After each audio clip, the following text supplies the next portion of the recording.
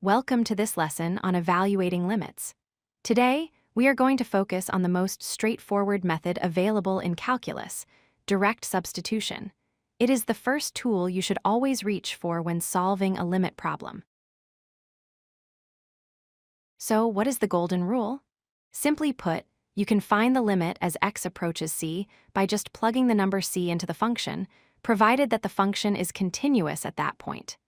Geometrically, this means the graph is a smooth, unbroken curve with no holes or jumps at the target value.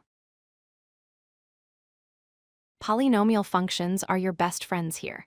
Because they are smooth, curvy lines that never break, they are continuous everywhere.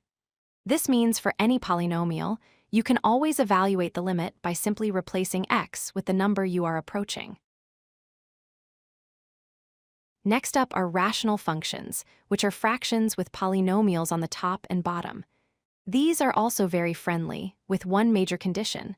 The bottom part, or denominator, must not be 0 when you plug in the number. If the denominator is not 0, go right ahead and substitute. Let's look at a simple example. Here we have the limit as x approaches 3 of 2x squared minus 4x plus 5. Since this is a polynomial, we just replace every x with the number 3. We calculate 2 times 9 minus 12 plus 5. 18 minus 12 is 6, plus 5 gives us a final answer of 11. Now for a rational function.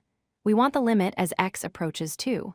First, do a quick mental check. If we put 2 into the bottom, we get 2 plus 3, which is 5. That is not 0, so we are safe. We plug 2 into the top and bottom. 4 plus 6 is 10. The result is 10 divided by 5, which simplifies to 2. This rule extends to other common functions too. Radicals, like square roots, work fine as long as you are finding the root of a positive number. Trigonometric functions like sine and cosine are continuous everywhere, so you can always plug in the value for them. Just be careful with tangent, which has undefined spots. Finally, a warning. What if you plug in the number and get 0 divided by 0? This is called an indeterminate form.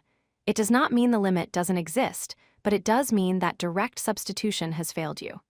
This usually indicates a hole in the graph, and you will need to use algebra, like factoring, to solve it.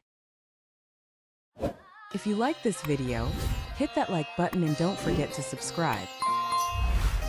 Visit codelucky.com for more such useful content.